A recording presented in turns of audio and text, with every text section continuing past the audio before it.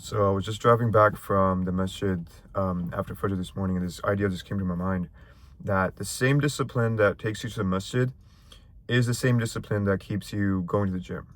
Or to make it even simpler, the same discipline that makes you go to the masjid is the same discipline that makes you go to the gym. To me, it makes perfect sense as to why that's true. Um, but the thing is, for a lot of Muslims who've tried to get in shape and they have this strained relationship with fitness, and they have all these misconceptions and beliefs about what fitness should play in, and what role it plays in their life. They think that discipline, when it comes to certain actions, that it only applies in certain areas. So when it comes to praying, when it comes to fasting, when it comes to just holding yourself to a higher moral standard, then yes, discipline plays a huge role, because it's all about being that moral and upright Muslim, as everyone should strive to be. When it comes to taking care of your health, moving, eating right, drinking enough water, just like simple things that everyone knows that they should be doing, then all of a sudden, Muslims have this weird kind of, dissonance. It's like, well, maybe, I'll try that, or my family's not really into that, or, they come up with these weird excuses. And I've seen this happen a lot of times. And I think the reason is because we don't carry over the discipline that we have with our worship into other areas of our life, which are more worldly, or more, not as religious at first glance. So when you think about fitness, just on its own, you think of working out, you think of sweating, you think of running, whatever idea you have up that comes into your mind, that's what you think fitness is. And you think it's a totally separate arena, it's a totally separate thing than being a good Muslim. Being a good Muslim has a certain connotation to it, right? It's someone who prays, someone who reads a lot of Quran, someone who's good to their parents, who, all these different things, right? But the disconnect that happens and is keeping a lot of Muslims weak and overweight and just out of shape is where they don't make that connection. They don't see that the discipline, or the attention that they have to their worship, is actually something that can be carried to the gym. It's not discipline is an interchangeable tool. You can use it. It's a multifaceted tool. You can use it for pretty much anything. If you want to be disciplined at work, with school, with worship, with eating right, with training, it's all the same. Literally, it's all the same thing. It depends on what you're actually using it for, right? So when you start seeing that, oh, discipline is actually something I can apply to anything in my life, then the same Muslim who prays on time is the same Muslim who also trains 4 times a week, 5 times a week, and who eats clean, who does his cardio. To me, it makes perfect sense as to why that would happen. But for you, maybe you've tried a different, bunch of different things, and you've stayed in this pattern of being overweight, and you think you're being a good Muslim because you're still praying and you're still fasting, and you're making this excuse of like, oh, I don't need to be in shape because I'm still, Allah will accept me, and I'll go to Jannah even though I'm overweight. That's not how you need to approach this. The first thing is that understanding that discipline has to carry over into every area of your life, which leads me to my second point, which is the hadith of the Prophet ﷺ, where he said that the strong Muslim, the strong believer, is better and more beloved to Allah than the weak believer, even though there's good in both of them. So let's actually reflect on that for a bit. The strong believer is not just someone who's strong in their faith. That's obviously implied. That's obviously, the main meaning that comes out of it, because the word believer is used, right? But what we also all have to consider is that the strong believer is also better because they have more energy, they have more vitality. They are not bogged down by having 50 pounds, 60 pounds on their frame and letting that get in the way, not just physically but also psychologically. Because when I was 210 pounds, it held me back in so many different ways. When I tried to get in shape and I was starting to do my walks outside, like, it got to a point, a couple of days into my walk, where my ankles started hurting so bad. But I'd committed to the process. I was like, I have to keep going because I cannot stay this way. So I kept walking. I still kept getting my steps in. But it got to a point where I had to pray sitting down for at least a couple of days because it was hurting that bad. And that was just the most visceral, just the most visceral kind of feeling of, okay, this has gotten bad enough that I can't even walk for 20 minutes without my body actually physically hurting, my ankles hurting. That gave me even more motivation that, hey, I need to get in shape because this is not okay as a Muslim. As a Muslim, I believe, and people can, can say whatever, but I believe every Muslim man should be under 15% body fat.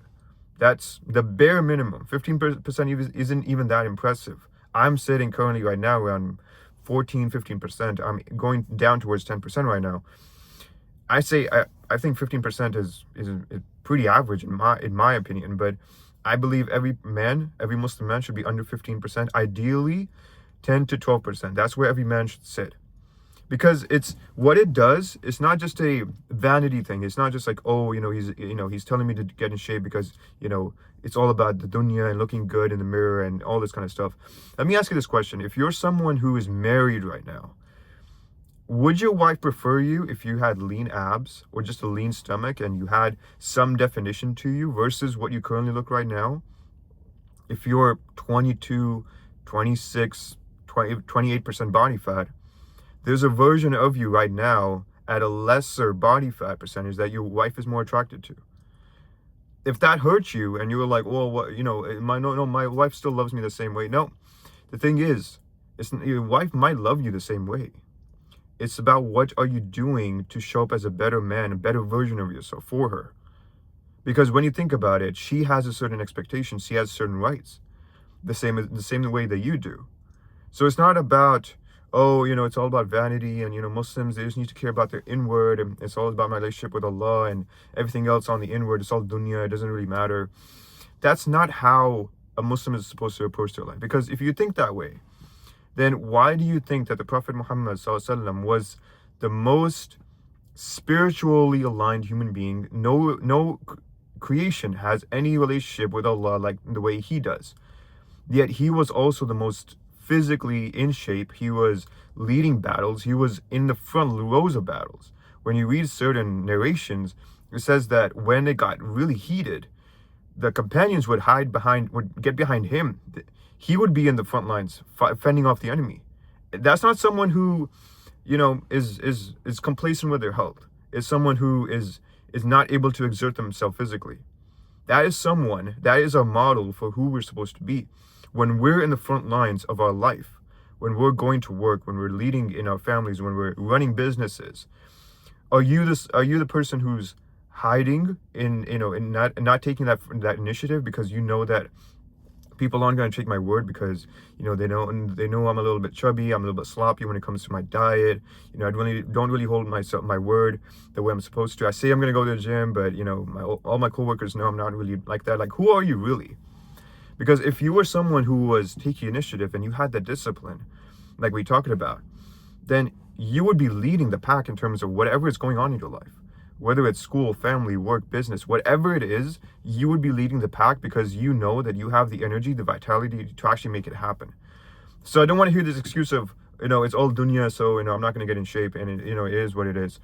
The last point is that as a Muslim man, you are being attacked on so many different fronts when it comes to your identity, your spirituality, your habits, your addiction. Everything in this modern world right now is trying to attack you and trying to take you away from Allah, trying to take you away from the light.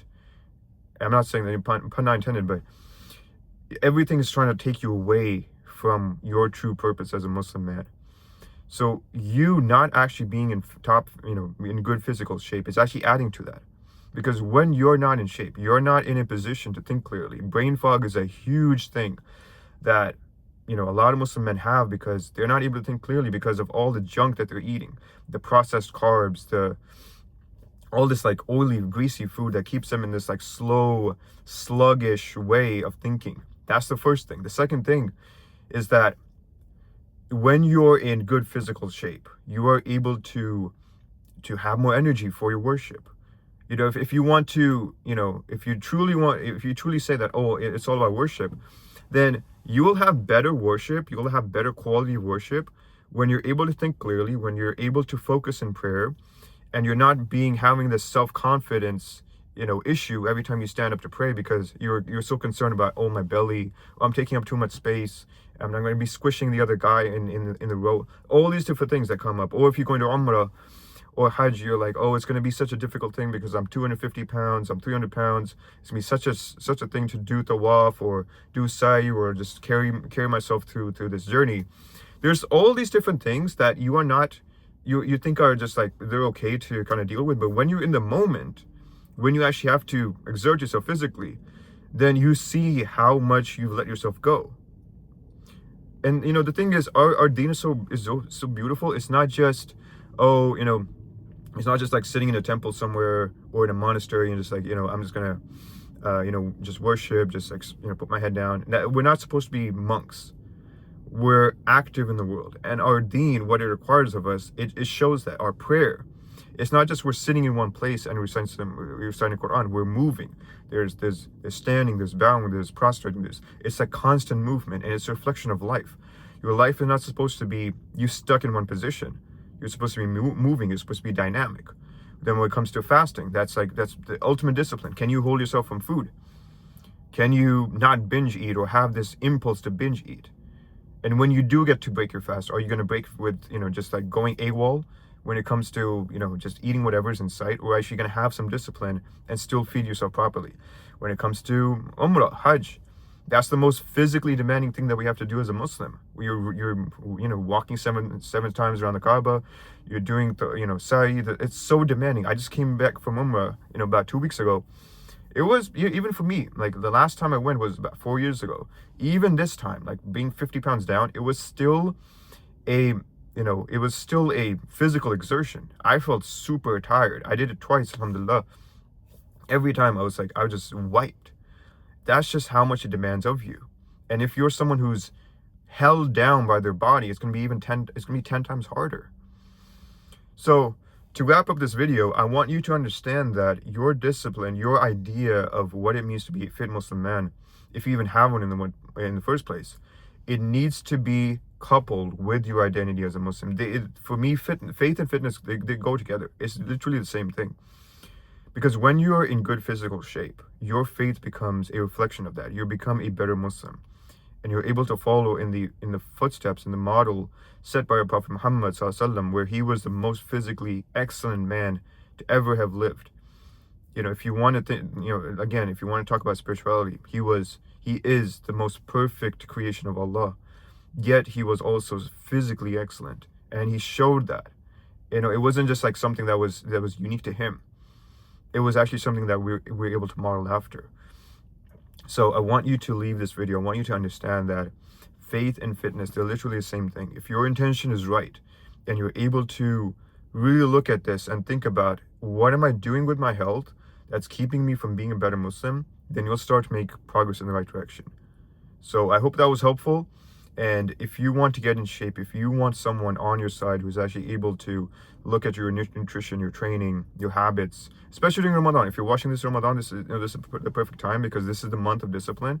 So if you want someone on your side and you don't want to do this alone because you don't have the time or whatever, go to the first link in the description, fill out the application. If you qualify, we'll hop on a call and we'll talk about what that can look for you. But I also have a 6.5 hour free training in terms of how to actually do this. I give you the full breakdown in terms of becoming what I call a sacred athlete. That's me putting faith and fitness together. So that's also going to be in the description. But like with that said, guys, I hope you take this to heart, and inshallah I'll catch you guys in the next video. Assalamu alaikum.